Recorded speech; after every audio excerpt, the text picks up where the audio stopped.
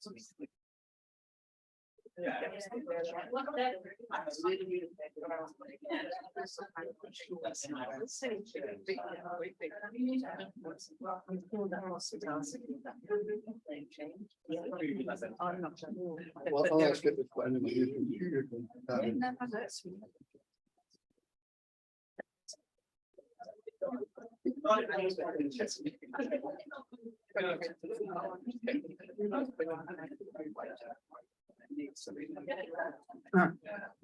you are.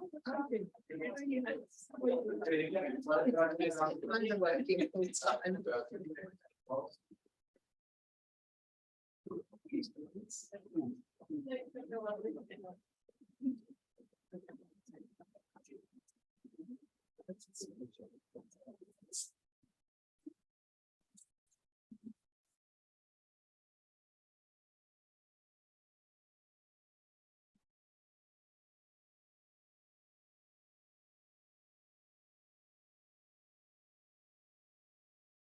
Good evening, everyone. Welcome to the council meeting of there's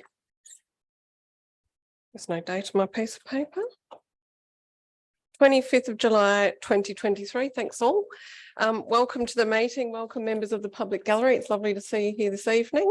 I'd like to start by acknowledging that we meet on the lands of the Whadjuk people of the Noongar Nation and pay respects to elders past and present. In relation to apologies, we do have apologies this evening from Councillor Ross Iapolo. Next item is public question time and receiving of public statements. So welcome. I do know many of your faces and most of you will probably know the drill, but for those who haven't attended before, there's no set order. It's just whoever would like to approach the microphone first. We just do ask that you state your name, the suburb in which you reside, and the item that you're speaking to tonight. And we do time to 3 minutes, which will appear on the screen. So welcome, public question time is now open.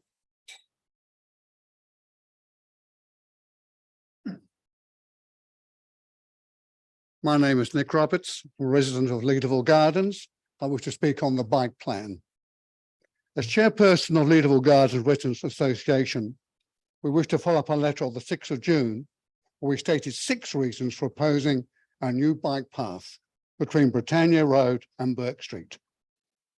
Up to 15 similar responses were noted after the consultation period ended, showing this was a very dangerous and unnecessary idea.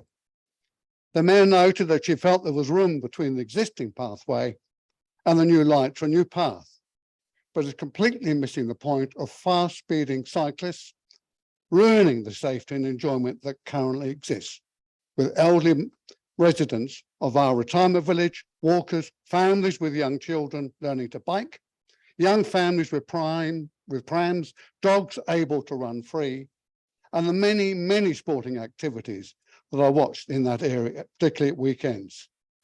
It also makes viewing the known village, as you mentioned, a dangerous exercise, thus losing its appeal. The Mayor obviously wishes an accident to happen on her watch. She requested the plan. Can I just say, I think that's actually pretty unnecessary to say that. This is actually my local park too, and I would not want an accident to happen at this park. So please don't make it a personal issue about me wanting accidents to happen. Thank you. If you could continue. She requested the plan be updated with the consultation outcomes. We wonder if this has happened.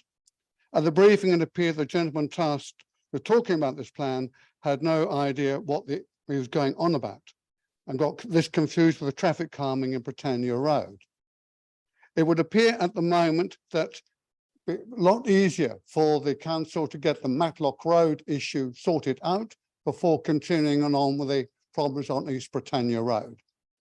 We have seen many people criticising in the context of the original plans, but nobody actually stating that they are in favour of it. I'm talking about obviously members of the public. I rest my case. Thank you. Thank you. Next speaker, please. Narelle O'Neill, Mount Hawthorn. I'd like to address item 10.1, bike plan, and ask you to please not approve the bike plan as it is until amendments are made to it. Firstly, this is not just a bike plan, it's a bike and e-scooter plan. As we all know, all bike paths are now e-scooter paths, and that has not been acknowledged, and I think it's something that needs to be. In the attachment of the documents you have, 28 respondents replied to the question, do you support the proposed bike plan? Less than half fully support it, yet you're now being asked to approve it. There were minor changes to that. One, the Britannia Reserve is already too dangerous for reasons outlined by the previous speaker. The proposed change to address that was to change the wording from Britannia Reserve as a link between Britannia Road and Burke Street, and it's to become a community route for local movements between Britannia Road and Burke Street. I'm really intrigued to know exactly how that will be managed. It's already chaotic and dangerous for all users. So add to that mix speeding cycles and e-scooters, more than we already have, and it can simply not be managed. There are already 3 access points, Oxford Street, Brentham Street, and the top of Britannia Road to the freeway bike path. We do not need a 4th. A 110 signature petition has already been presented to the council back in March, highlighting how dangerous this path already is and asking that it be for pedestrians and very young cyclists. The council's solution to that was to put stickers on the footpath, which of course have absolutely no impact at all on the danger of the area. So it's only going to become worse. That widening the path will make it more dangerous. And I would ask you to please not approve the bike plan as it is. It's a bike and scooter plan. And please delete any reference to the Britannia Reserve path. Thank you very much. Thank you, Narelle. Next speaker, please.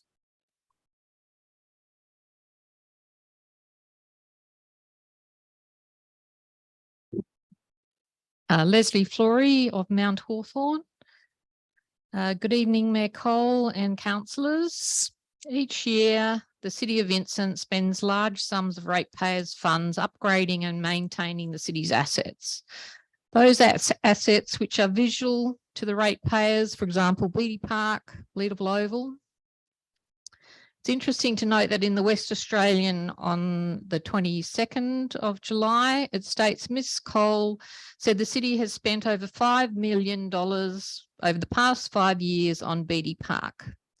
However, from my research, very little has been invested to maintain the city's major underground asset, being stormwater pipes. I have 5 questions and 1 comment. Question 1. Prior to me finding the large stormwater pipe on my property in 2021, who was the asset management officer and the team involved? Question 2. Does the City of Vincent have access to the State Records Office of WA where the retro maps are readily available? Question 3. Does the City of Vincent have access to the City of Vincent Library and local historical centre? Question 4. Can you confirm that the local government was a project partner in collection of the historical retro maps data? Question 5. In 2021 and 2022, the annual report, the city managed 105 kilometres of drainage. Does this include the main stormwater pipes in East Street, Sass Ave and Linton Street, Mount Hawthorn? I'd also like to make comment.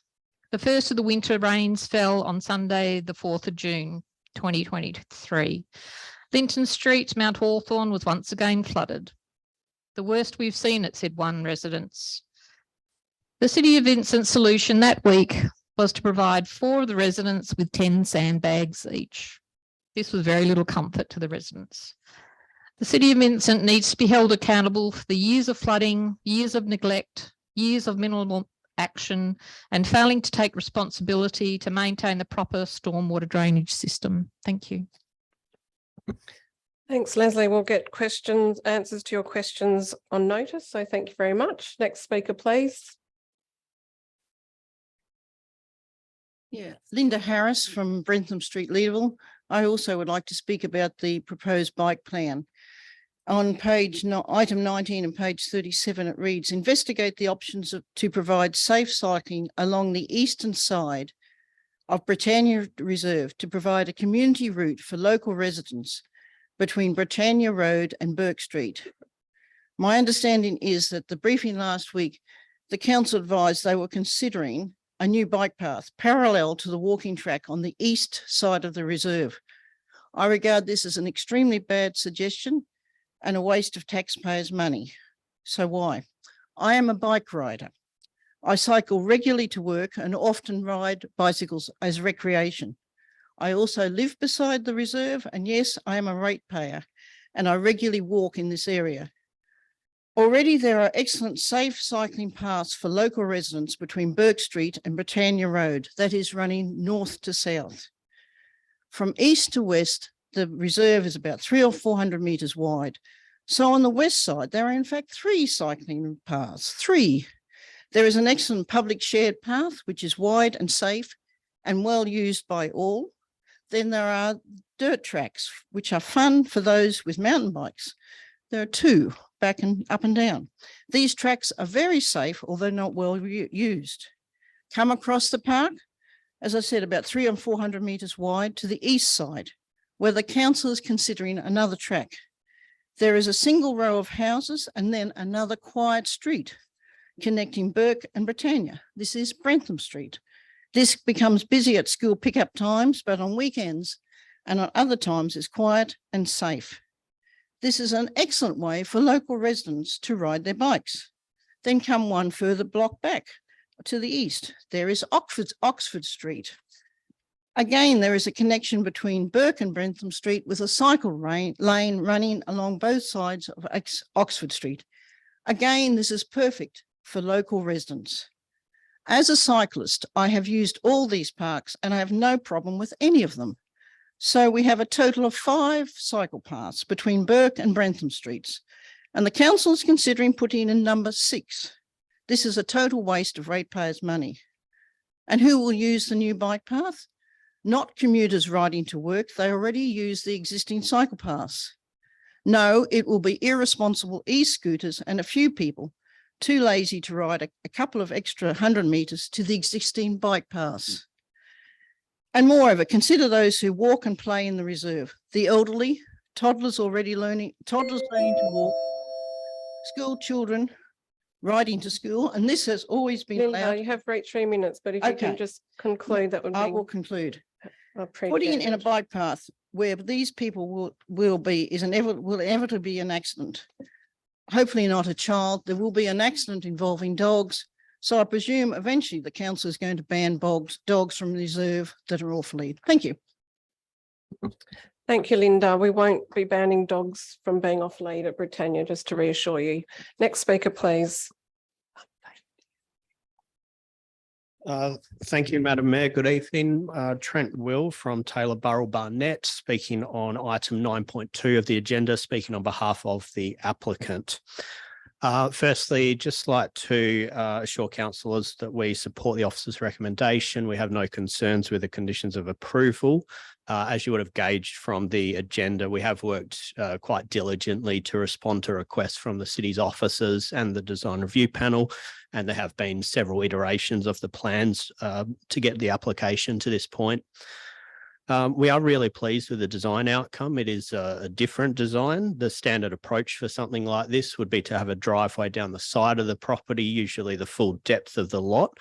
But we knew this business as usual approach would mean that a large portion of the site would be paved. It would contribute to the urban heat island effect, and everything also becomes a bit cramped for the dwellings. So we went about this a bit of a different way. The design has a central car park, and the front dwellings obviously sleeve the car park from the street.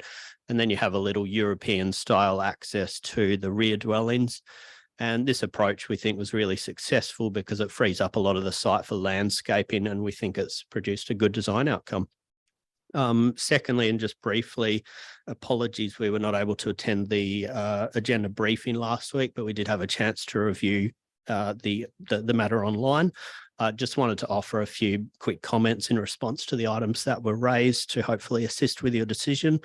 With regard to the dilapidation report, I can confirm we have no objection to providing these, and note the condition has been updated in the agenda accordingly. There were some queries about the darker monument colour of the cladding for the dwellings. We do appreciate this has a higher heat absorption compared to lighter colour cladding, but we do think it responds best to the heritage listed property next door. And this colour selection was partly guided by the design review panel feedback.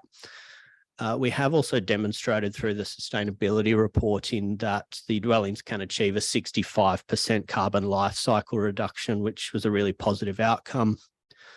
And finally, there was a question about a potential street tree in front of the church. My client would not have any objection to providing an additional street tree if this were required by council. However, this gap in the street trees, I think, does allow a nice little vista through to the facade of the heritage listed church, and providing a street tree could potentially obscure that view. But notwithstanding, we'll respect whatever council decides on that matter. So again, we respectfully ask for your approval this evening. Be happy to answer any questions if that's permitted. Thanks, Trent. Appreciate your deputation. Thank you. Thank you. Next speaker, please.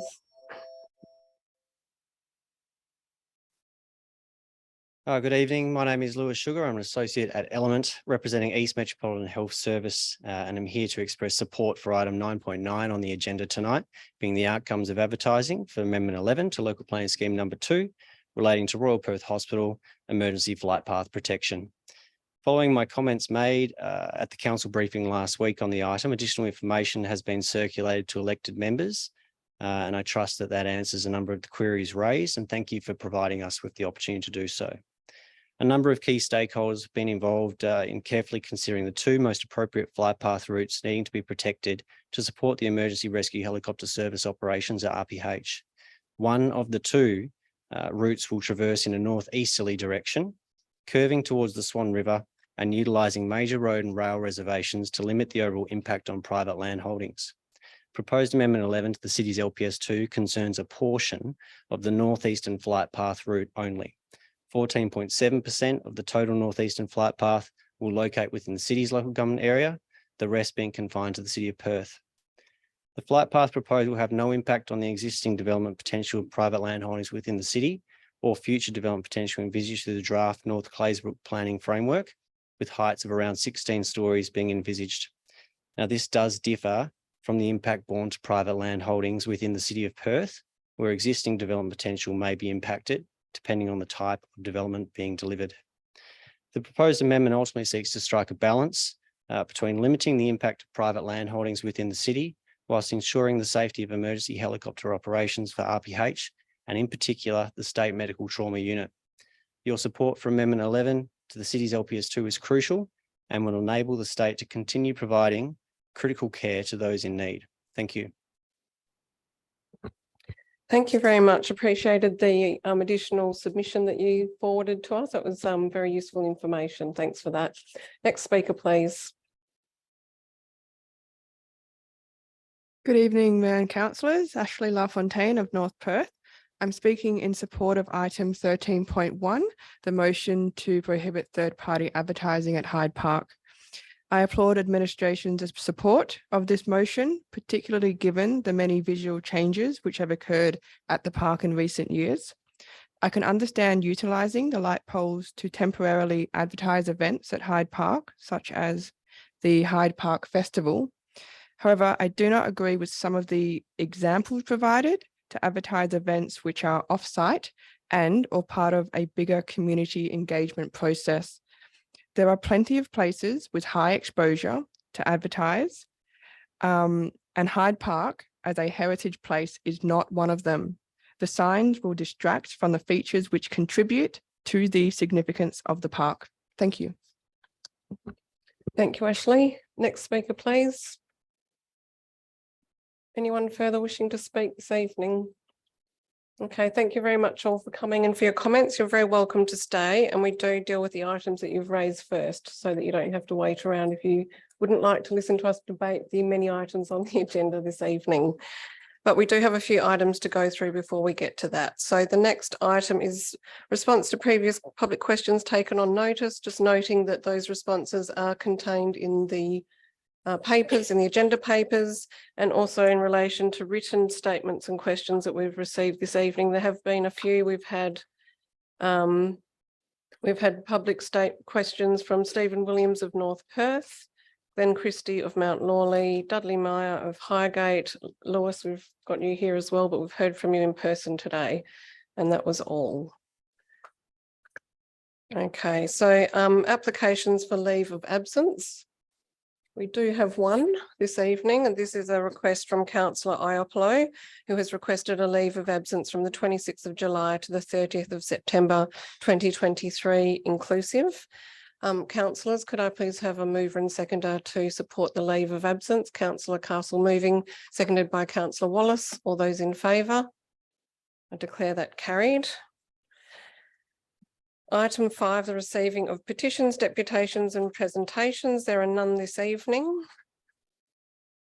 So I'll go to confirmation of minutes. These are for the ordinary council meeting held on the 20th of June 2023. If I could please have a mover and seconder. Moved by Councillor Hallett, seconded by Councillor Castle. All those in favour? I declare the minutes carried. Announcements by the presiding member. I hope that you can indulge me this evening because I do wish to make a statement which is probably a reflection on local government, but also probably one that is quite personal. So it goes a little something like this. Local government is a deeply rewarding experience. To be the advocate for the place you love and the community you're proud to serve is a privilege. The role of mayor requires both heart and mind, and to feel that deep connection to Vincent makes the role of mayor so much easier. I'm incredibly proud to show that local government can be positive and pragmatic whilst bringing progressive values to decision making. It can be collegiate. A mayor can be a leader amongst peers. We have been able to work through tough decisions beyond the election cycle to make long-term decisions for Vincent's sustainable future. We know how important it is to maintain roads, rates and rubbish well. Our roads and assets are well maintained.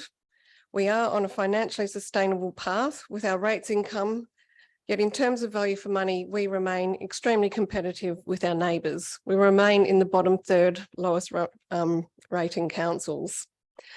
We have transformed the way we deal with our rubbish, with our community making FOGO a success story as we've diverted 7,000 tonnes from landfill.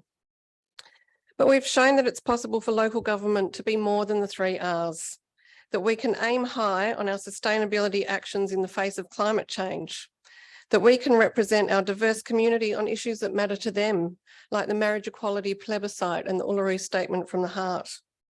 There is a role for placemaking and supporting public art in all of its forms, including film, music and creative spaces.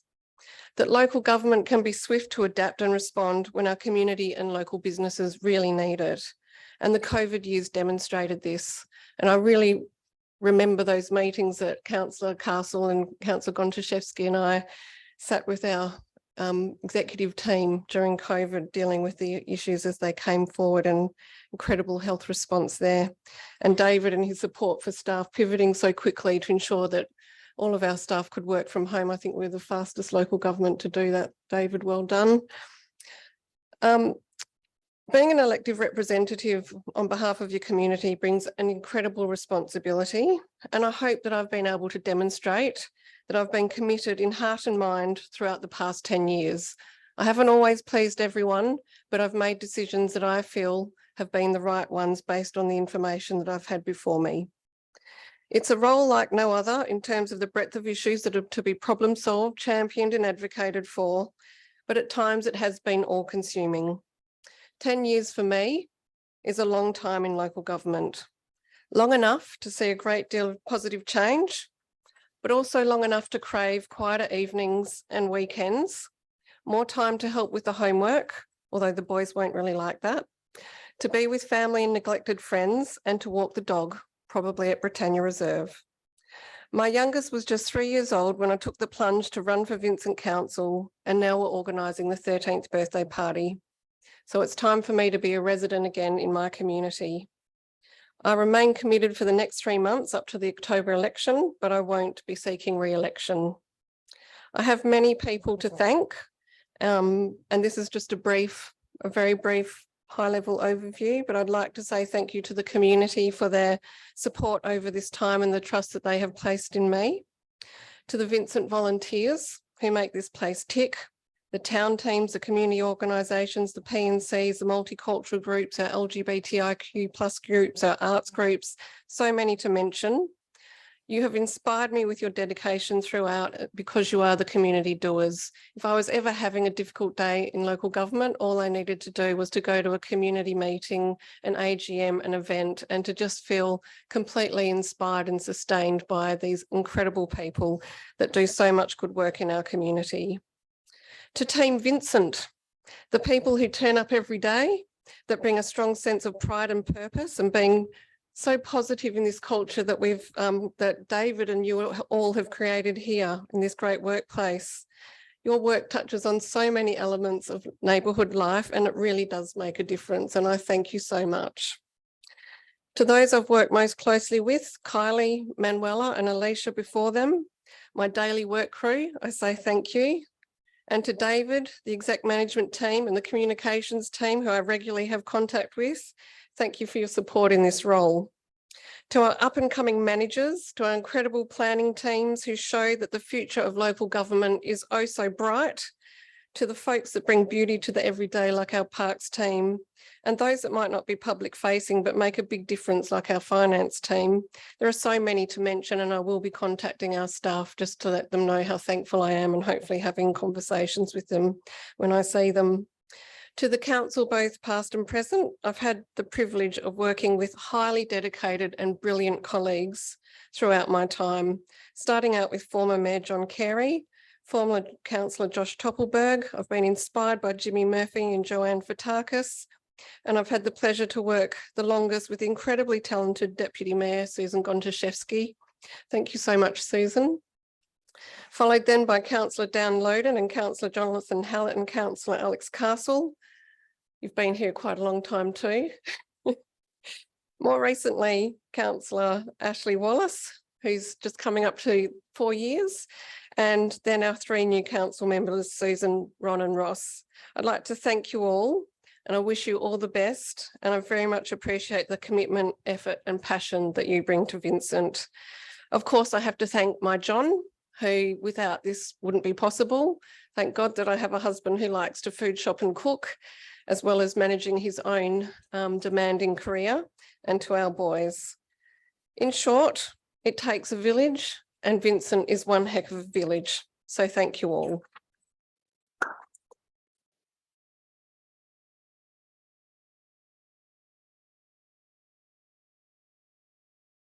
CEO, are there any declarations of interest? Thank you. Through you, Mayor Cole. The declarations of interest for tonight's meeting are as follows. Councillor Gontaszewski declared a proximity interest in relation to item 10.1, the bike plan, noting that one of the proposed bike lanes is in proximity to the Deputy Mayor's residential property. She is not seeking approval to participate in the debate or to remain in the chambers or vote on the matter. Councillor Warner declared an impartiality interest in relation to item 9.9, outcome of advertising. Amendment 11 to LPS 2 Royal Perth Hospital Emergency Flight Path. The extent of the interest is that the consultant element is a supporter of Rev Film Festival via a board member. They offer support and grant applications, no financial support.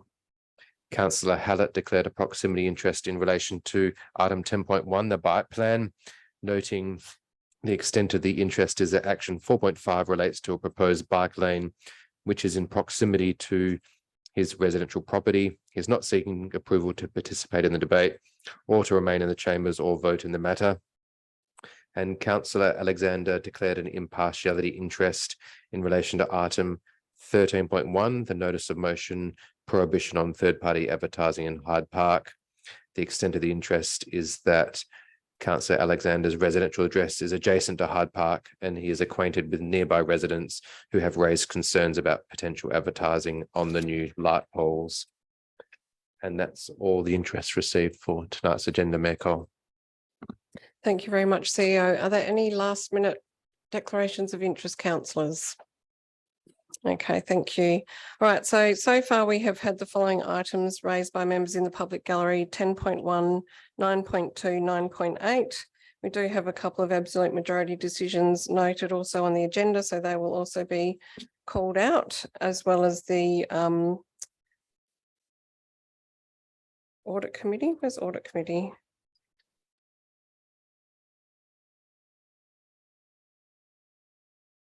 (12.2). In addition to those items, councillors, do you wish to pull out items for debate? Councillor Hallett, 12.1. Councillor Castle, Councillor Wallace, Councillor Warner, Councillor Loden, 10.3 and 9.10, please. 9.10. Not sure if that is that absolute majority or is that No, no? that's Okay, yeah, then but- 9.10. yeah, 9.10. Yep. Councillor Alexander, Councillor Gonchevsky. Okay, let me just double check. Audit committee.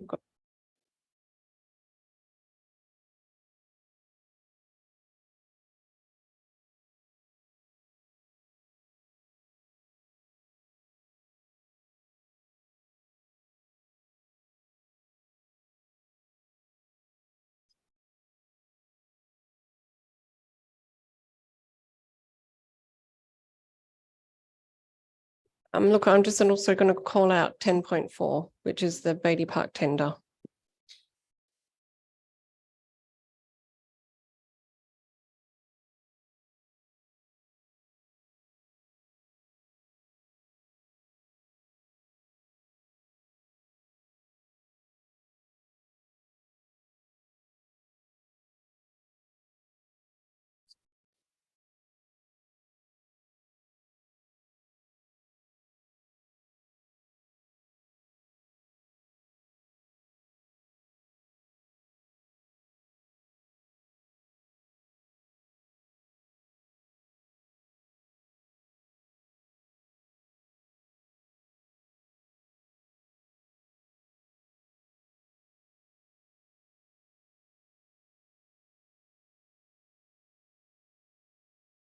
Through you, Mayor Cole, I will now read out the agenda items that are being proposed to be moved en bloc, which are as follows: item 9.1, item 9.3, item 9.4, item 9.5, item 9.6, item 9.7, item 9.8,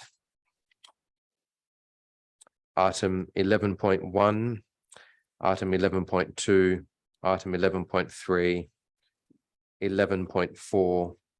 Sorry, CEO, in relation to the flight path item 9.8. My apologies, that was raised in the public gallery, so I do Sorry, need to bring that one out. not 9.8. Yeah, not 9.8. And then items 11.2, 11.3 and 11.4 and item 12.3. I think it was the member from the gallery said 9.9, but they meant 9.8. So I think 9.9 should be on block as well. Okay. 9.9 on block? No.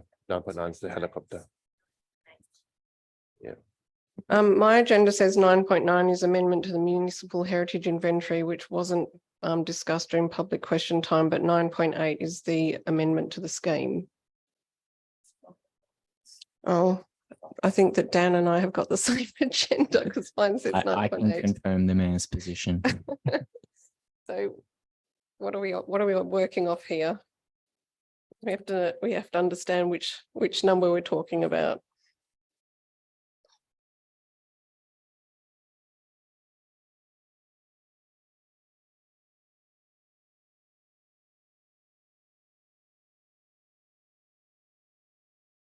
Online, it is 9.9. So I think we have to go with 9.9 on the understanding that 9.9 is the amendment to the outcome of advertising for Amendment 11 to the local planning scheme number 2.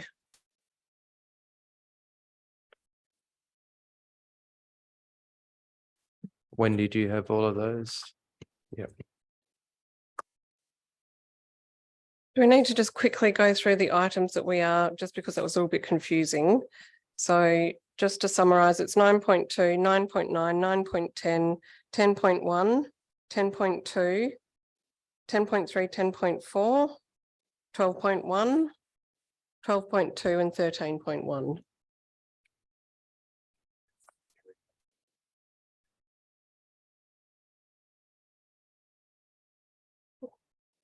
Sorry, we have a numbering issue that we're just trying to get on top of to make sure that we adopt the right items on block. So through Mayor Cole, just to confirm the outcomes of advertising for character area guidelines, which we are calling item 9.8, is being proposed to be moved on block as well. Yes, that's right. Yeah. Yes. Okay. Can I please have a mover and seconder for the on block items? Moved by Councillor Warner, seconded by Councillor Loden. All those in favour? I declare the on block items carried. Okay, so the first item that was raised, we do have two council members with a proximity interest. So I'll just have to ask Councillor Gondaszewski and Councillor Hallett to leave the chamber for this item.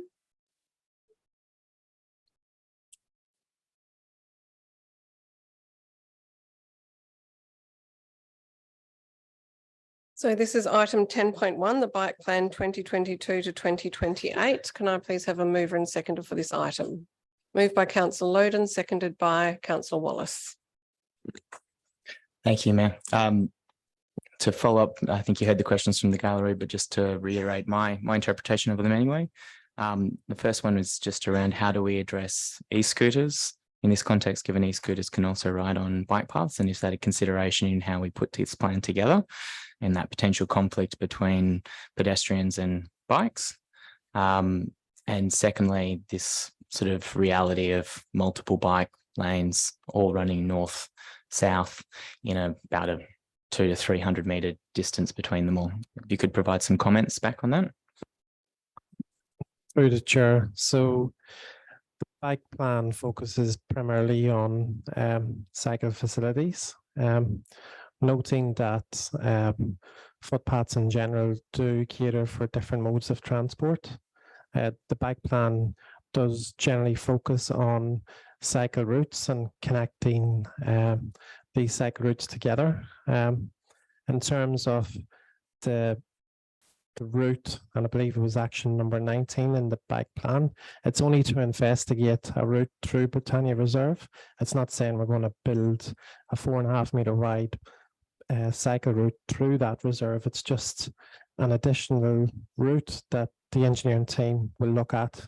A lot of these routes within Britannia Road itself are like level 3 stress rated through the bike plan, which means they're comfortable for experienced riders. And we're trying to connect up through the freeway to Oxford Street, through Britannia Road area itself safely. And again, it's only an investigation on a potential route through Britannia Reserve. It's not going to mean we're going to design a 4.5 metre bike through that space. I guess we've got Brentham Street, which is like between 50 and 70 metres further to the east. That is not a more suitable, like, is there a reason why that's not the more suitable location to have this bike path? Through the chair, that route has been identified in the long-term cycle plan that was presented by the Department of Transport. I believe it was adopted or endorsed by Council in August 2020. So obviously them routes will be fully funded by the Department of Transport. That would be one of our preferred routes. But again, the other route, action 19, is only to investigate that option, not saying we're going to do it. So if council was of the view that we shouldn't even investigate, that we should just remove that as an activity and instead look to utilise the existing infrastructure along the freeway, potentially Bentham Street, once that funding comes through, then Oxford Street as well. is from administration's perspective, would you prefer that we made that as an amendment to the bike plan now, or would you prefer that we defer it to allow some further consideration and discussion? Through the chair, I would rather that be an amendment to be taken out of the bike plan. The bike plan has went through the Department of Transport. The funding agreements executed, everything's completed. So if there was a small amendment not to investigate that, there wouldn't be an issue. Again, the Department of Transport long-term cycle network has the routes, as Brantham Street is on one of them routes. So as long as they would stay the same, there would be no issues with taking out that action 19. And does administration have any feedback on that as a proposed amendment?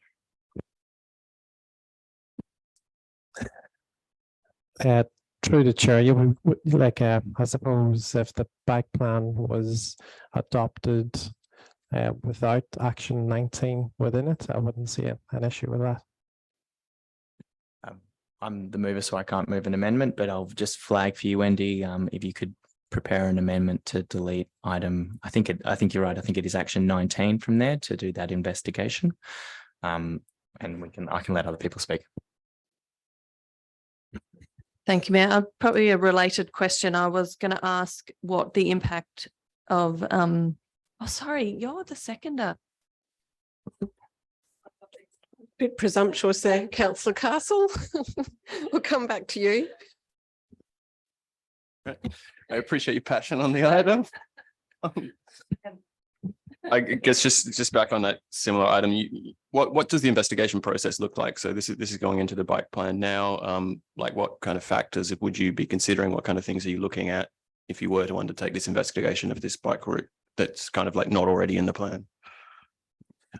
Through the chair, I suppose the reason that the engineering team wanted to investigate that route is that it's a safe route. It's through a reserve. There's obviously risks involved when you're cycling on the road. When you have these facilities that are off-road through a reserve, for instance, it's a lot safer. So that's mainly the main reason would be road safety. It's a lot safer to have it through a reserve than on the road. Okay.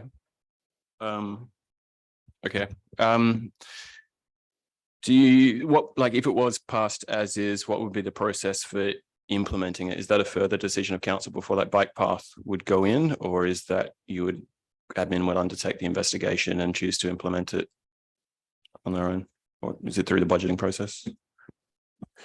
Through the chair, so there's a number of actions. I believe there's 60 actions. So if it was adopted, them actions would be adopted with the bike plan.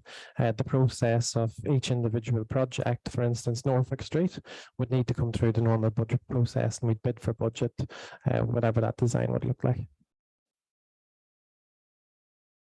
Is there much difference in your opinion just on the e-scooters again? I guess with different issues that require management between e-scooters and bikes, or a different risk profile or anything like that? Does that feed into our considerations? Through the chair, it's a good question. It's a topic that the engineering team have been working with the Department of Transport. The Department of Transport is taking out a strategic document to look at all modes of transport, and through that strategic document to give a little bit more direction in regards to e-scooters and different modes of transport using a shared path. All right, thanks. I'm generally supportive of the plan, but also open to the idea of this amendment if that comes forward. Go right ahead, Councillor Castle. Thank you. Apologies again. I got excited because I wanted to piggyback on Councillor Loden's question about action 19. I'm just wondering if you can explain what the difference between any path on the eastern side would be between that and the existing path on the freeway. Through the chair, I suppose the path on the freeway is a large path. It'll be 4.5, 5 meters wide. If there was a path to go through the reserve, it may not be as wide. just for cycling. It may be slightly smaller, but through the design phase, we would look into that. But again, the action's only to investigate. It's not to implement any paths through the reserve. It's just to look at that option.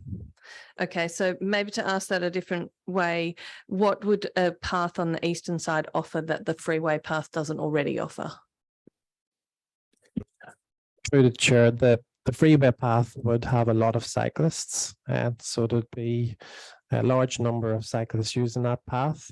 We wouldn't foresee that number of cyclists using if there was a path through the reserve, and it's safer, you know, when you use these paths through the reserve, you know, versus the on-road option. It is a lot safer to use the paths and reserves.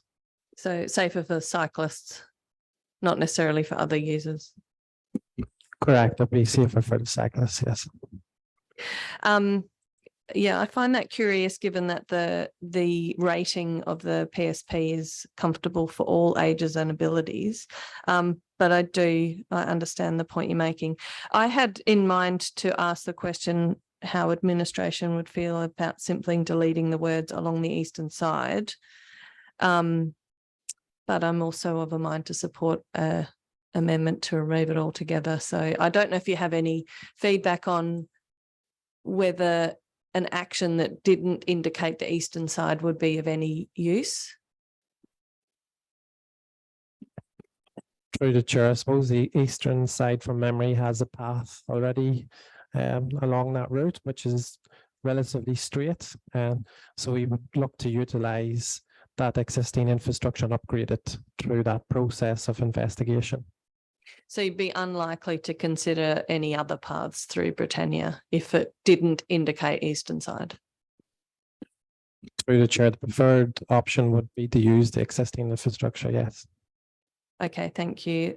Yeah, look, I think that we've seen certainly some community concern, and there is already other options in this area. So I would support an amendment if it comes forward. Can I just comment before you do?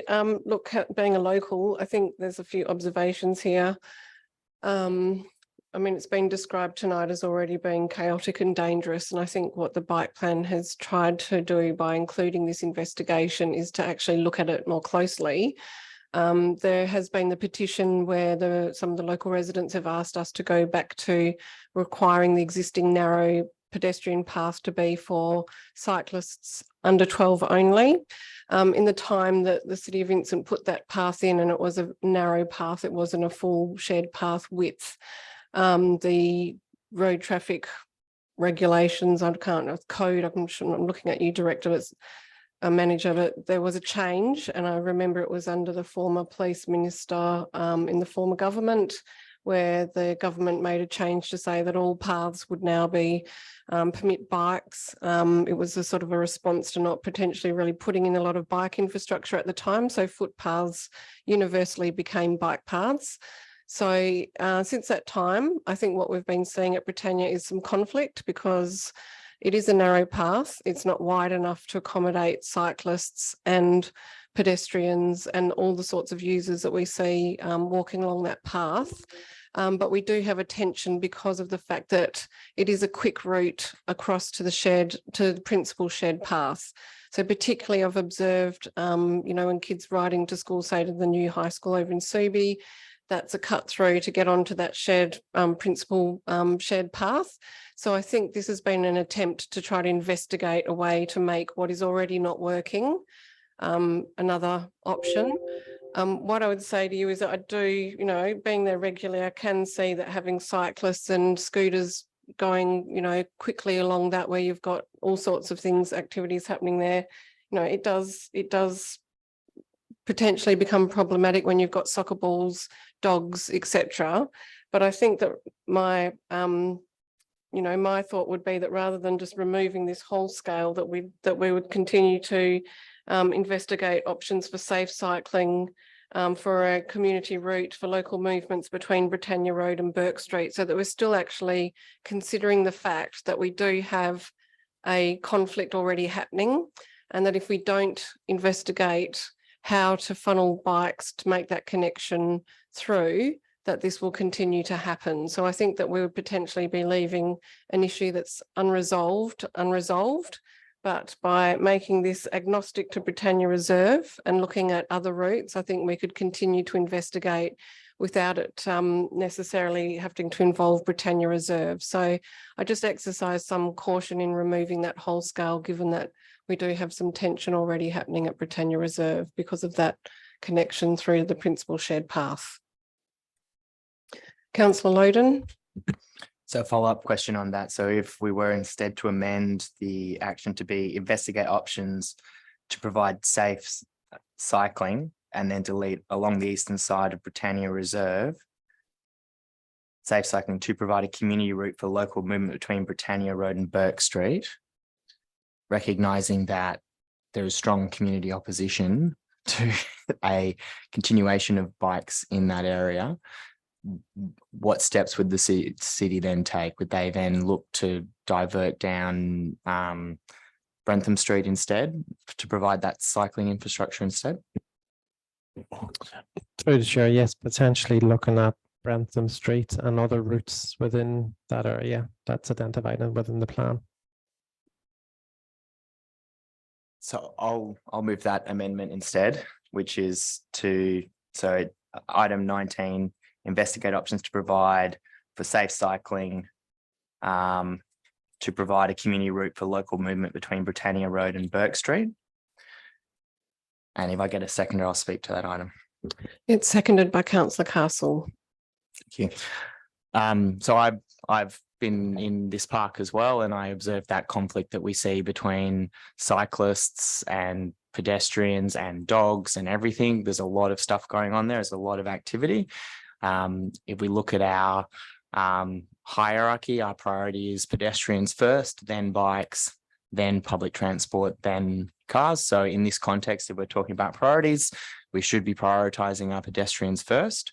And in that context, that means finding a way to move the cyclists out of this space. I look at that. I'm not going to tell you how to do the design. I'm going to give you a suggestion here, maybe. We have that on-ramp that goes onto that cycle path. If you remove that and replaced it with a curb, that would probably provide a sufficient barrier to stop commuter cyclists going through that route. And then they would be diverted down to other streets, which would probably be Brentham, to be honest. We still, I think, want to be able to provide for kids to go cycling around that park. That's a fantastic place to take your kids for a bike ride. It's nice and flat. I've done it with all of my kids and attempted to teach them how they ride their bikes down there. But I don't think those are the people that we're worried about. We're worried about, to be honest, people like me when I'm commuting to work.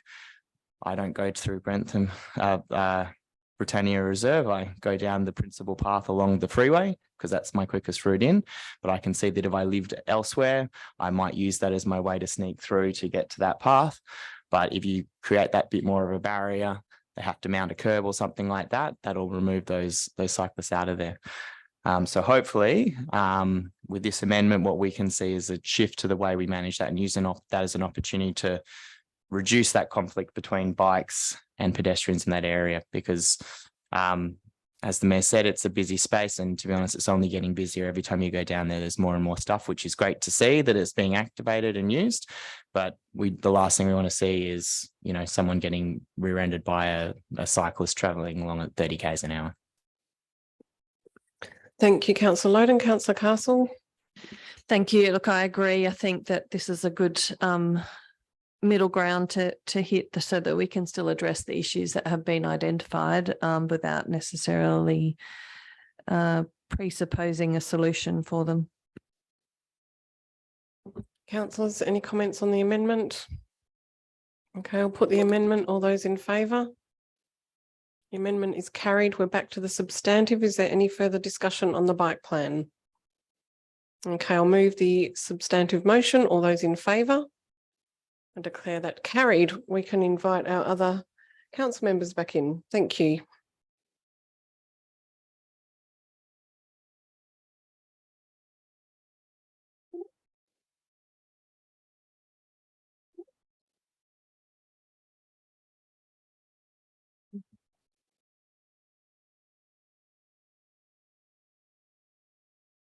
Thank you for coming in, everyone. 9.2 is the next item, which is 33 Smith Street, Highgate, proposed 6 group dwellings. Can I have a mover and seconder? Moved by councillor Gontaszewski, seconded by councillor Loden. Councillor Gontaszewski. Nothing further to add. Thank you for the comments in the briefing note and the comments in the gallery today. I support the officer recommendation. Councillor Loden. Yes, I also support the officer recommendation. Just to provide a comment back on the tree question, which is my favourite topic. So there's always a good chance to talk about it a bit more. I can accept that in this specific case, it's probably not appropriate to stick a tree right in front of the church. But it's still an opportunity I'd like us to investigate in the future. So administration consider themselves forewarned. We would always expect it, councillor Loden. Councillors, any further comments on this item? Okay, I'll move it. All those in favour? I declare the item carried. That brings us to the controversy of, was it 9.8 or 9.9? We landed on 9.9, which is the outcome of advertising Amendment 11 to Local Planning Scheme number 2, the Royal Perth Hospital Emergency Flight Pass. Can I have a mover and seconder? Moved by councillor Gontaszewski, seconded by councillor Loden. Councillor Gontaszewski. I appreciate that this is a result of a long-term discussions amongst a number of interested parties, and it's an important item to get locked down. And just again, another thanks for the additional additional information that came forward in between briefing and meeting around the development opportunities for the sites in question. Nothing, councillors? Look, I took a lot of value from the additional information that was provided. I'd like to thank the director for coming to have a chat with me about that today. Just in particular, when we're looking at heights, the notes point out that that's in metres, and that in effect that really is saying that the in particular, we're talking about the concrete batching plants last week and the opportunity there. That actually could go as high as 18 stories on one of the sites and 22 on the other. And I did check that that is still with a decent floor height. So not sort of compromising on good design there. So I was very happy to hear that, and I really appreciate the additional information that was provided by Mr. Sugar during the week as well. Just to let you know that 6PR is interested in this and has asked me to talk about it tomorrow afternoon.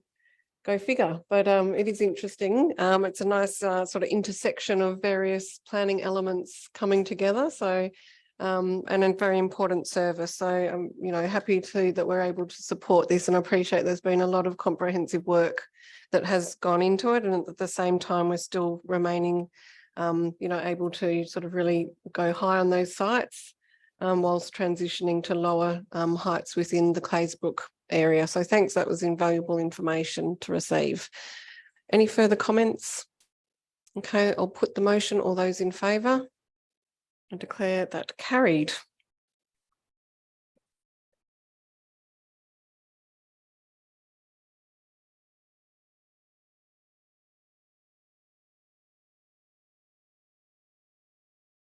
Now we are going to go to item 9.10 next, because we do have our legal advisor present.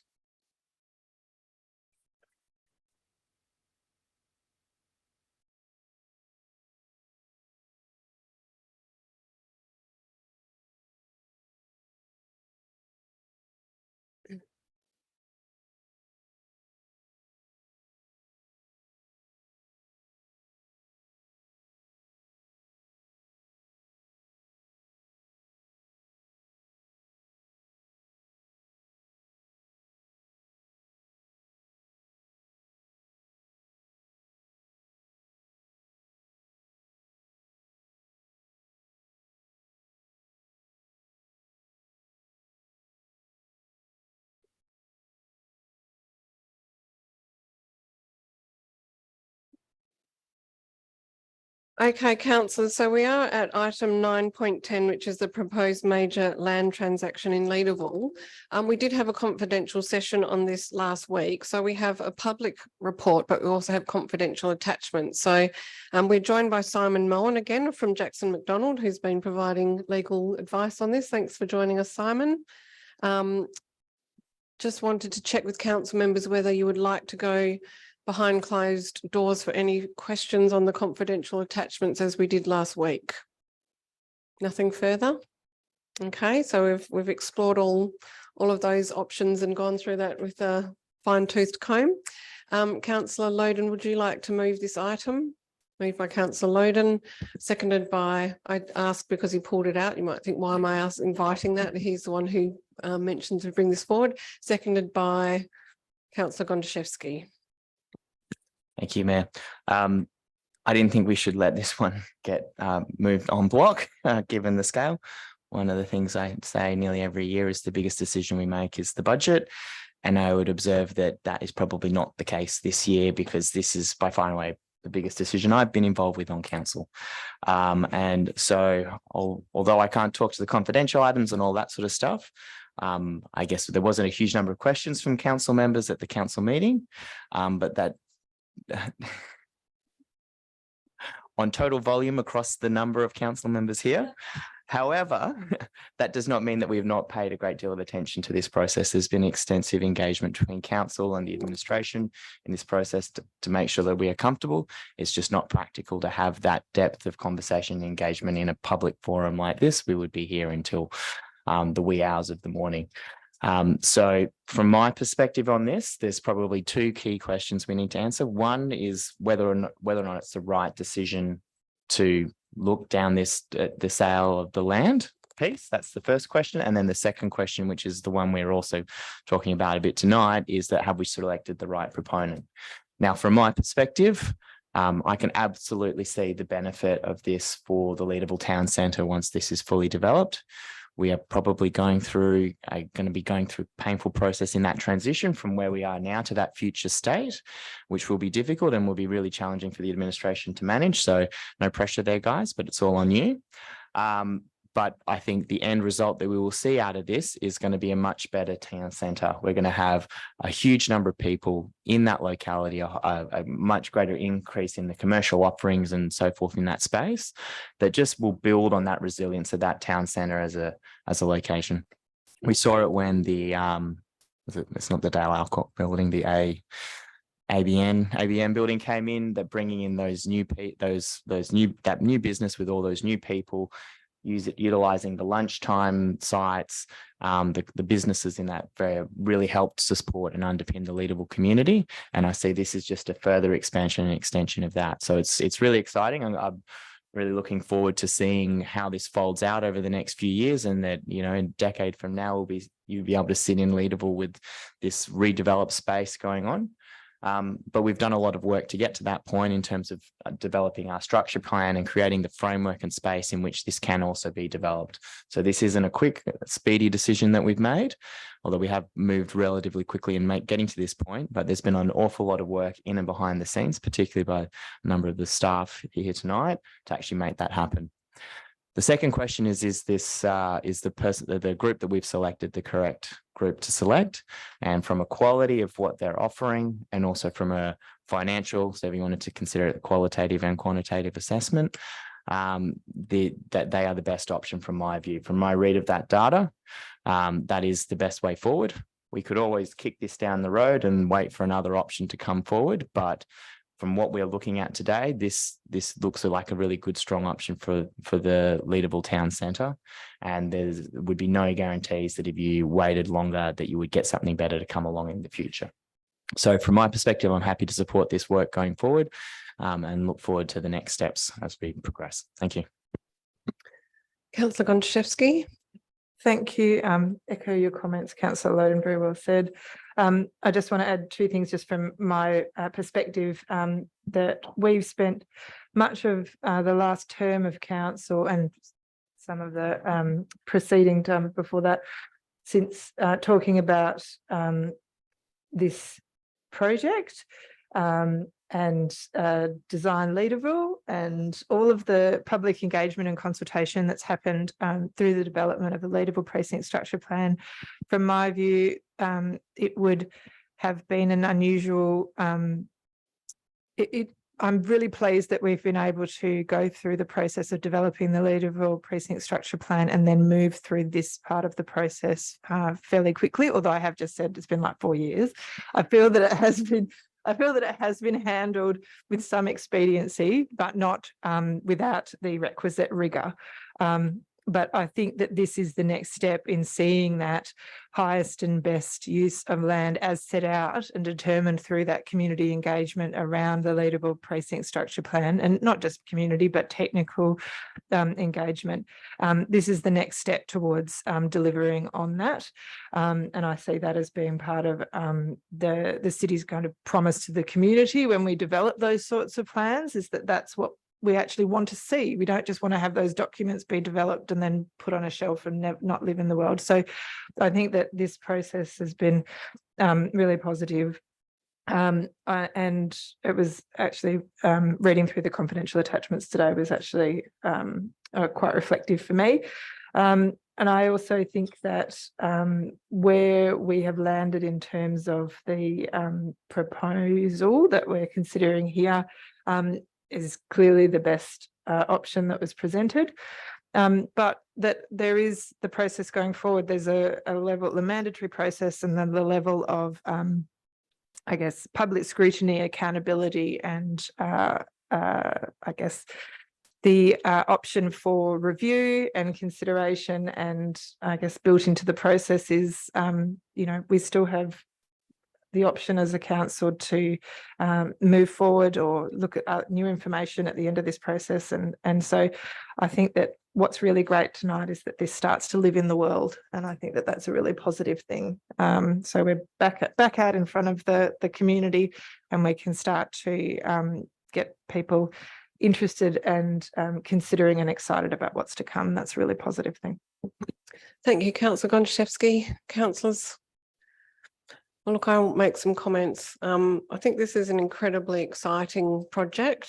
And as has been pointed out by Councillor Loden and Councillor Gonchaszewski before me, a long time in the making, which we started with our Leederville precinct structure plan, because we knew that we had to have the planning framework in place, that we worked with the community to ensure that what happened to this very high value, precious land, public land, was really maximised to its fullest extent for the benefit of the community, for the benefit of Leederville's future, to really harness Leederville's great potential as a transit-orientated development. It was really pleasing a couple of months ago when the Property Council put out their transit-orientated developments Get On Board paper, where they teamed up with some research. I think it was at do you remember who it was, David? I did have it in front of me just earlier. It was Taylor, yeah, one of the big planning consultants. It was TBB, yes, Taylor Burrell Burnett.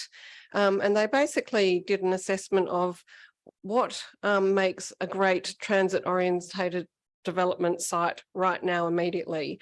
And they talked about inner city TODs, and they talked about Leederville being the prime, the number one location. They had a number of metrics that they measured, and Leederville scored the highest and came out as the number one place for transit orientated development. And part of the metrics were around community acceptance. And I think that's the thing, like when we put out this precinct plan, we actually were going through the process with 140 Frame Court, which was a live development with an LDP happening at the same time. So people could really see and feel that we were talking about some pretty significant heights, but it was on the freeway facing side, that we're maintaining the human scale of the Oxford Street town centre strip, and that we really wanted to, you know, do something imaginative, do something that was very green in terms of 5-star Green Star rating, really great landscape values, community benefits. For the first time, we have a planning framework where we can say, if you want to go high, you must deliver community benefits.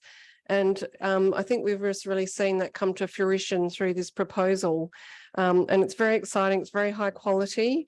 Whilst we still can't talk about the details, it will be up on our Imagine Vincent page tomorrow, and we are releasing this for the community to see where we've got to. And I think that is incredible to get to this point. We could maintain at grade street level car bays, but by going multi-storey, we release that high value land to really to be developed in a number of different ways. And not all of this land will go to a private developer. A lot of it, a great percentage, will remain in private, in public ownership. So I can't go into the details, but significant amount of public realm, new facilities, etc., to be of the benefit to the local community. We'll be increasing the population. We know that with population, we can guarantee the success of the town centre to thrive. We are going to be making sure that good design and good sustainability remain at the heart of this. So it has been a process of many parts, and it has been very thorough. We have used our own staff, and I just want to commend the director, John Corbellini, and manager, Tara Goster, who have just shone through this process. It's just been incredible to see you use your skills and just grow through this process so much. And alongside them, we have used the services of Signet West. We've had a probity advisor, Kevin from Stanton's, and we've also recently been joined by Simon Moen from Jackson McDonald, who has just been absolutely thorough. So I feel incredibly comfortable with the expertise and skills and the minds that have been on this, and to be able to work with a high quality developer who has been publicly named as Hesperia, to know that this is, you know, someone who's worked so well in heritage precincts, delivered some incredible architecture, very high quality landscape, understands the importance of the public realm. I just see a very bright future ahead for Leederville. So what we are doing is we're releasing this now for public comment. So a 6-week public advertising of a business plan. It is another process that we're going through because, as mentioned, it's very high value, very precious public land. So we must go through a major transaction under the Local Government Act, very public, very much transparent, opening this up for comment from both the community but also for others to have a look and see whether they think this is the right deal or whether they would like to propose something different. So no decision has been made to sell the land. No decision has been made to proceed until we can go through this process, but it's the first opportunity our community has had to actually view this and see this and make comment on it. So that will be available on Imagine Vincent, and look forward to getting all of that feedback from many interested people. Councillors, anything further? Okay, I'll put the motion. All those in favour? Declare that carried. Simon, thanks for coming in. Sorry we didn't ask you a question, but appreciate you being here.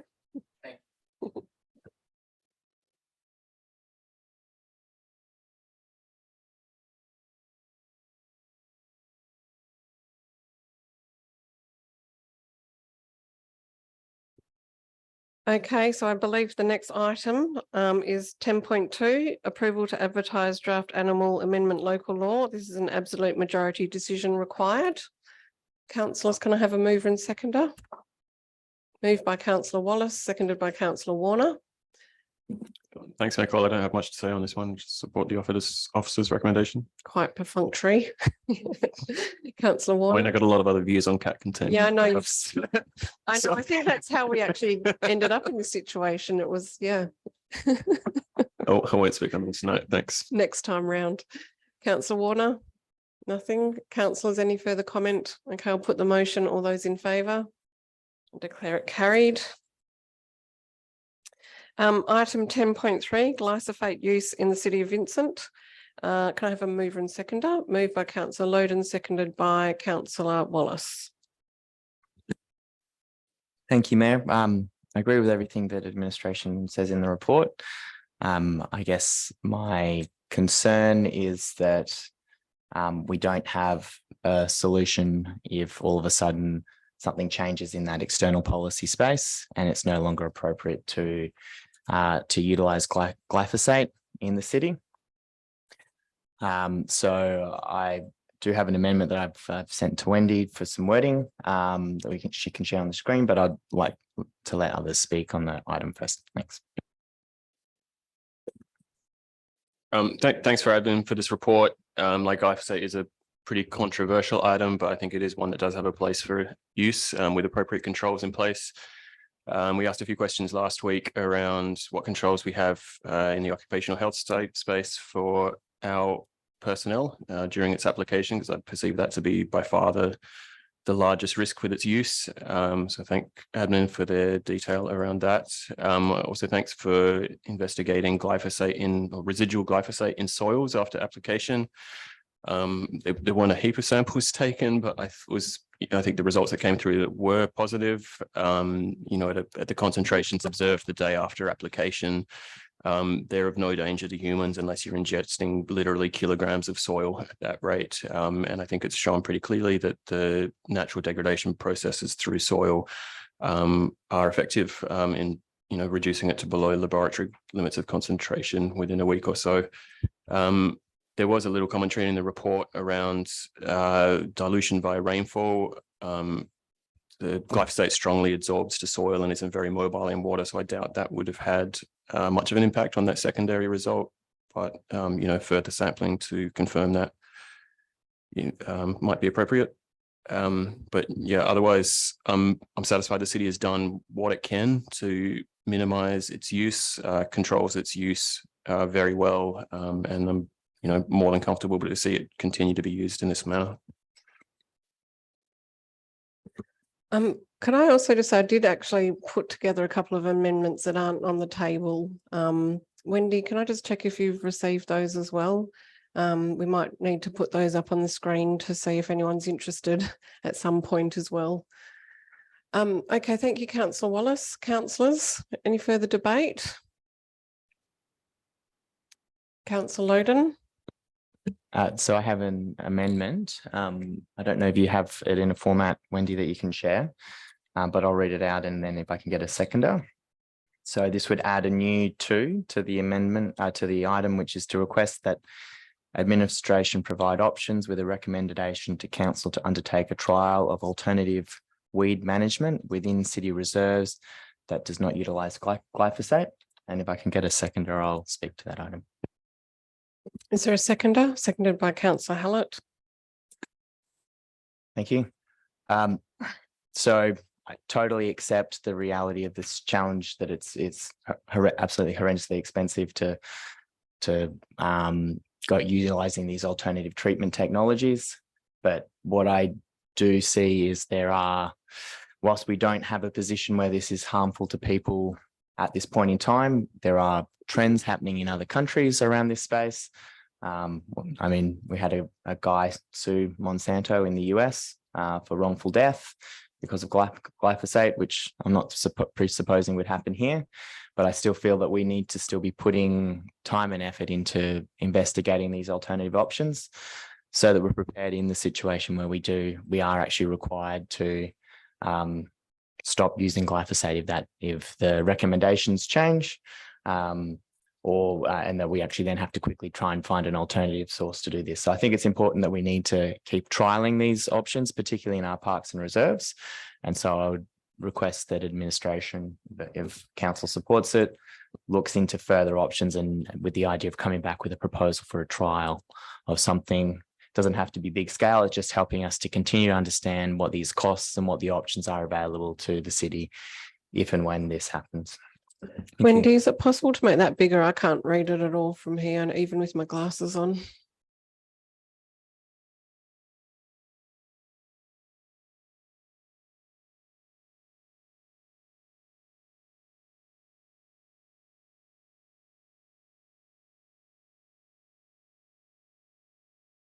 I can read it now. Councillor Hallett as the seconder. Thank you.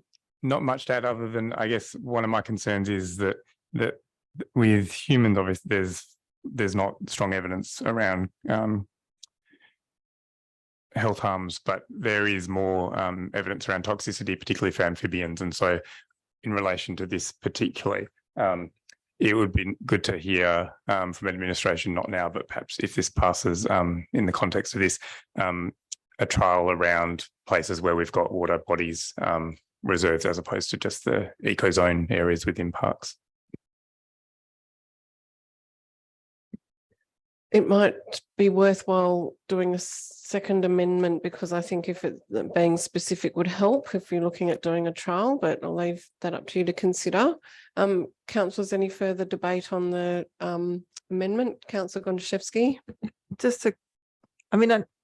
I have the sense that we have been doing trialing of alternatives, so I'm unsure as to what this particular trial is going to deliver over and above the existing program of work that has been undertaken to reduce no, I'm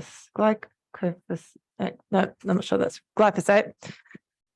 And so I guess I would be interested in some commentary from administration as to what, I guess, alternative weed management, my understanding, has been trialled. So I presume that this is alternative and additional to what is already being done. And I guess I'd just like to get some comment from administration in relation to this amendment. A Parks manager is here online. Manager of Parks, would you like to take that question? Through the chair. Yes, so we do trial and use alternative weed control. I guess we don't have a specific reserve where we do this exclusively. So we could, if the amendment specified a park, then that would be appropriate. But yeah, we are constantly trialing alternatives, weed management techniques as and when they do arise. And if I could just, in terms of the commentary in relation to the feasibility and resourcing involved, should such a trial be requested by council? Yeah, well, there would be significant budget implications or resourcing, I guess, budget and staff, if we did want to trial a location with no glyphosate use. But I suppose that would also depend on the size of the trial area.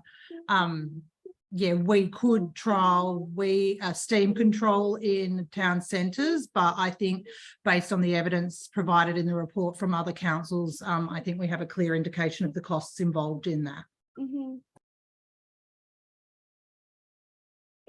I'll just speak to it. I think I'd be interested to hear some commentary in relation to how that we could minimise the work involved. I feel that the civil cases that have been undertaken in other jurisdictions were related to workplace health and safety obligations and the users of the chemicals that were potentially not provided with adequate training, protective equipment and support. And we've asked questions and been assured by administration that those practices are in place within the city. And so I think what we're talking about here is, I guess, a desire to be prepared should the APVMA advice change. And I guess I feel that it is unlikely that advice would change without consultation with industry and affected outcomes, unless there was like a radical scientific discovery, and I don't necessarily see that coming forward. And having some experience in bureaucratic processes, I'm just not sure that is something that we're likely to have to turn on a dime and be able to implement, and be required to implement. But I do always appreciate the idea of like reducing chemical use. But I think there's lots of ways that we can spend our money, and I would prefer to see this sort of project really contained. So if it was to be successful, and I guess then the question is, if it was contained to some really minor park, then is it going to give us the information that we really need? So I'm a bit conflicted on this one. Councillors, your closing debate on the amendment, are you asking a question? So I was just going to amend the amendment if I can get agreement from. Like there's a place you go where you might get too far. Sorry, Manager of Governance, open to amending amendments, but have we come too far for that?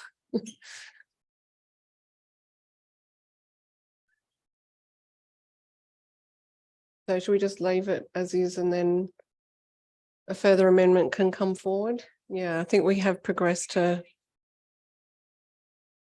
I think you're talking about narrowing the scope. Can I provide some? So I would be proposing to not utilize glyphosate around Hyde Park water body. If that makes it more specific, if that I'm helps. hearing the governance manager saying that's quite different. So we might have to. Do you want to turn your mic on? Through the chair, I think that scope is widely different. Currently, it's consider options around and recommendations to council, but if we narrow it down to a specific location, that might be quite limiting. So it might be better to go with this amendment, see how we go, and then if you think we need a more specific action, we can table that also. Okay, we can keep going. It's all right. I know you're trying to be efficient and I appreciate that. I'll make some comments. I found this report probably the best and most informative report that we've had, because we've been talking about glyphosate for some time. And I know the team has been trialing different things, and that they recently acquired an agricultural tool that can detect Chloroform is something from a horror movie. Chlorophyll, yes, I haven't done biology for a while. How embarrassing. And that we have actually reduced glyphosate, and the report talks about the fact that we're using the same volume, but we've also expanded our public open space, expanded our eco zoning projects. We actually do, where the parks team do use glyphosate to kill off the woody perennial weeds. So I think that, you know, the team has gone to efforts to really reduce glyphosate. And at the same time, I found the report really interesting when it talked about some of the impacts of things like steam, hot water, and the pelargonic and organic chemicals, that you do have to use a lot more of the chemical. You have to completely saturate all of the leaves, that you're using more chemicals, and that can have its own adverse impacts, and that the hot water and steam can affect roots and the I'm going to say biodiversity, but I know that's not entirely right. Ashley's looking at me like, write your words down before you start speaking. Yeah, so I sort of thought, you know, that these alternates that we've been thinking, and obviously the team's also then teamed up with Welga, and they've had meetings with all of the different local governments that have been trialling different things, that they're not necessarily the panacea, and that they have their own issues that they bring. So and then there's the cost. So there's lots of different elements to this, and I think that it's a hard case. Like, it's sort of not necessarily mounting for high cost interventions, where some of those interventions have already proven to be somewhat problematic. So I'm probably a little bit unresolved on this as well, and I wouldn't want to put a lot of money towards this just based on the information in the report. I did have a couple of things that I jotted down for your consideration. As you know, I can't move amendments, and that was around continued residual testing, and for those results to be provided to council, and also that administration provide an annual report to council on the volume of glyphosate used, and continuing to seek to minimise use wherever possible within the allocated budget. I'm sure that doesn't go far enough, Councillor Loden, but it was, you know, there's just some options there. Potentially could look at a smaller scoped trial, but I probably still would like to hear from the parks manager about what that might look like in terms of cost. So probably don't support this amendment is what I'm trying to say, but prepared to listen to more. Councillor Loden? Yes. So my understanding of how I've worded that is it would have to come back to council before any money was spent. It's basically going and figuring out if there are alternative options for our parks. Is that correct? That is correct. Yeah, I think that is the literal reading of it. But I think in some ways you could say the report, we've sort of asked that and the report has come back and said administration's recommending no. So then perhaps the alternative is to consider, anyway, you may have support for this amendment. We don't know yet. But does anyone else wish to speak on the amendment? Okay, Councillor Alexander. I don't know whether it's helpful, but over history, you seem to see these things. Everyone tells you they're fine. And then eventually it comes out of America that they've been using them in America and someone gets sued for 3 million and they're not fine. Now, I know you've got to investigate each one every time, but there seems to be a track record of these things. So I'm inclined to support the amendment, even though that's not particularly helpful. Thank you, Councillor Alexander. I'll put the amendment unless anyone else wishes to speak. All those in favour? It's 3 in favour. All those against? That's the amendment is lost. Councillor Loden, would you like to move a different amendment? No, you don't wish to? Okay. What about not using new water? Councillor Castle. Thank you, Mayor. I suppose just a comment. I think that there is potentially a feeling in the chamber and in the community that it is a question of when we are no longer able to use glyphosate. I think for this council, the question is when and how much will it cost? I didn't support the amendment because I believe that what it was asking us to do has already been done. But I do think we should be continuing to move towards a position where we can stop using it, minimize it, and then stop using it. And so I suppose my preference, I'm not going to move an amendment to the effect, but my preference would be that this is considered as part of next year's budget, because at the end of the day, we have no money on budget to progress some of the options that are available to us. We don't have a plan to how we could fund that if we were to do it this financial year, but I do think we should be moving in the direction of allowing for alternative methods. If the only barrier is cost, that is something that we can control, that we can certainly consider. So that would be my observation as the direction that we should be moving on this in the city. Councillors, anything further on this item? All right, I'll put the substantive. All those in favour? I declare that carried.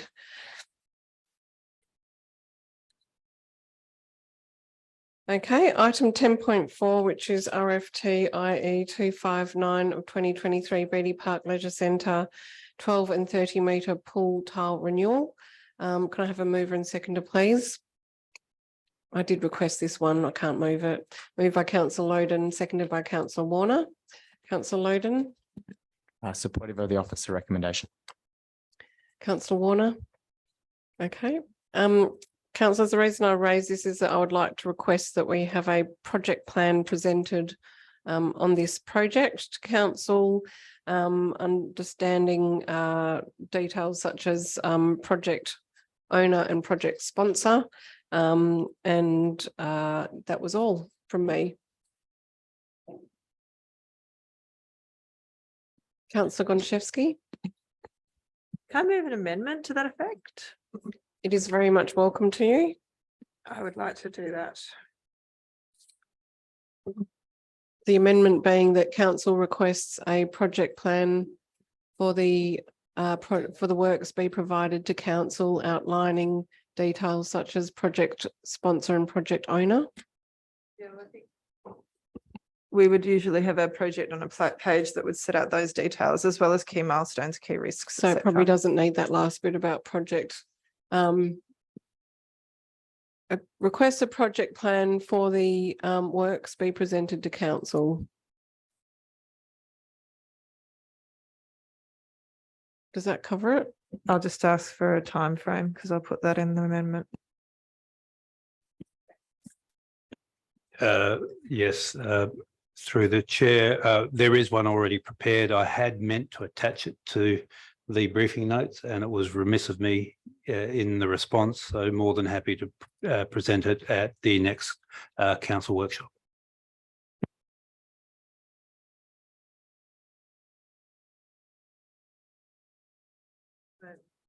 I'm sorry, but when it's a council resolution, I don't think it's about presenting things to a workshop. It's always about presenting things back to council formally. You can present it at the next OCM, but very happy to have it circulated to council members for their information at an earlier date. I don't believe that the amendment is requesting that the project plan needs to be endorsed by council.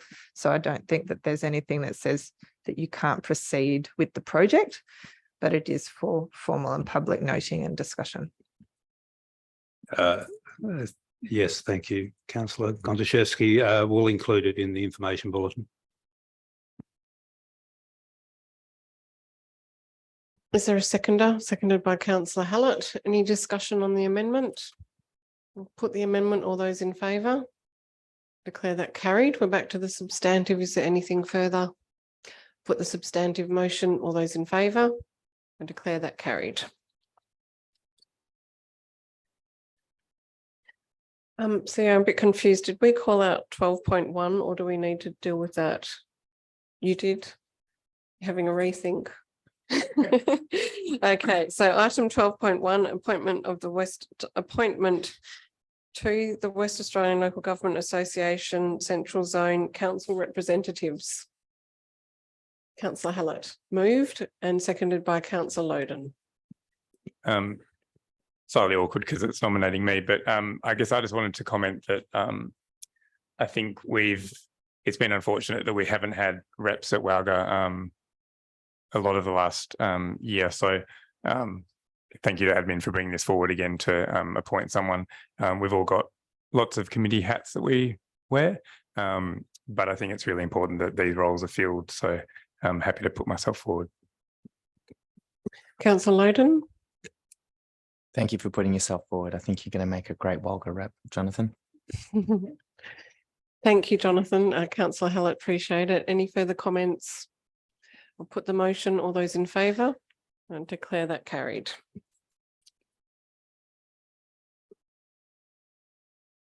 Next item 12.2, report and minutes of the audit committee meeting held on the 29th of June 2023. On this one, there is an amendment on the grey laying on the table for consideration. Is there a mover and seconder for this amendment, please, for this motion, please? Moved by Councillor Alexander, seconded by Councillor Gontaszewski. Councillor Alexander. Yes, look, I think it's an important report and an important issue, and we really need to know why some of these things have happened and how, and as you put here, what's going to be done about them. So I certainly support receiving the administration's plan responses to the audit findings. Well, can't quite deal with the amendment just yet because I will have to go to the seconder. But the seconder has said she doesn't wish to speak, so it can be moved by you if you'd like to, Councillor Alexander, if you wanted to move the amendment. Yes, I'm happy to move the amendment, seconded by Councillor Gontaszewski. Sorry, Councillor Wallace. Do you wish to speak to it any further, Councillor Alexander? No. Okay, thank you. Councillor Gontaszewski. Councillor Wallace, did you want to speak to it? Not really. I think, there wasn't, well, but Oh, go on then. Significant high-risk items identified in that report, and I think it is worth surfacing it for discussion with the rest of the council and with the CEO in attendance. Thank you. Thank you. Thank you to the audit committee members. Any further discussion on the amendment? Okay, I'll put the amendment. All those in favour? And declare that carried. We're back to the substantive, assuming no further debate. I'll put the motion. All those in favour? Declare that carried. Okay, so we have our last item for the evening, which is item 13.1. This is a notice of motion from Councillor Ron Alexander on prohibition of third-party advertising in Hyde Park. Councillor Alexander, I assume you're moving your motion? I'll discuss it and then work out from there. Okay, but before you do that, I do just need to know if you're prepared to move it, because otherwise we can't discuss it. We don't have, it doesn't have any status for discussion unless we have a moved motion. Well, I'd like to let it lapse because I think there needs to be other discussion than Okay. voting straight on this amendment. I did see your email that came through with a number of questions, and that option does remain open to you, that you could not move this evening, but bring it back next month if you wanted to have time to have more time for questions to be answered. Yeah, I think it needs a little bit of time because it's Okay. quite a big issue down in that direction. Yep, sure. Okay, then given that it's not been moved, that will that won't have any status for this meeting, but can be brought back at your behest to the following council Can I meeting. explain what happened? Not really, because there's not really an opportunity in the meeting procedures, local law, to discuss an item that's not been moved or seconded. Okay. But we have received your email today and seen the questions that you've asked. So I think we've got an indication of why you require a bit more time. Okay, so given that we are not dealing with that item this evening and we don't have any urgent business or confidential items, we have had a very speedy meeting, and I can thank you all for being here this evening.